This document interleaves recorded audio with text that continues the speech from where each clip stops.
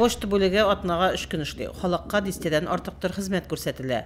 Baştalyonlar Gülnara Şayahmatova, Svetlana Salahova hem Leyla Yalalova halakka pensiyalar, gazeta, türlü izvişşeniyalar taratalar.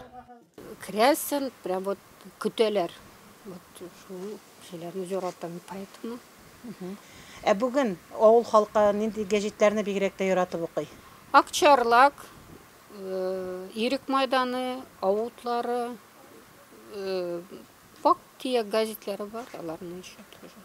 Бүлік білән инде 17 ел Алмаз Салахов жетекшілік ете. Ауыл халқы бүтінне газета оқуны ташлап бітірмеді әлі дейіл. Ауылларда кіші санының кемуі де поштальондар хизметіне бір неқадар тәсір еткен. Шулай да жерлікте 5-6 түрден артық вақытты мәтбуғатқа yazушылар бар. Газета ilktenge olgan ülken kişiler hamanda aldır alay. Peki gözleri göreyken alay netmiler. Oruksınmılar. No yaşlar bir olmayı.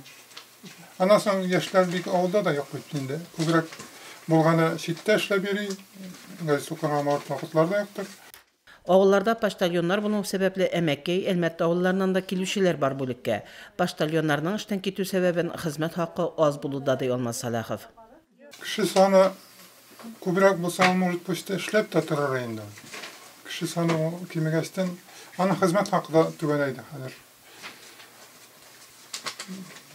Bir 2 yılda da biz hatırlığı bilen şarttıranda kubrak olaydıklar.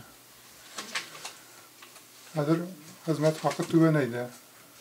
Poçta hizmeti oğullarda əli bugün de bik gerek. Çünkü oğullarda yaşaşı ülkönlərimiz naq mine poştalyonlarını kütüp ala, onlar bilen oralaşıp yaşay. Şuna göre de poştalyonlar hizmetine ihtibarı artsın idi. Onların ağır hem cevaplı hizmetleri de tiyişince beyelensin idi. Feride Gaynkinova, Dinar Nurkinov, Müslim Televizyası.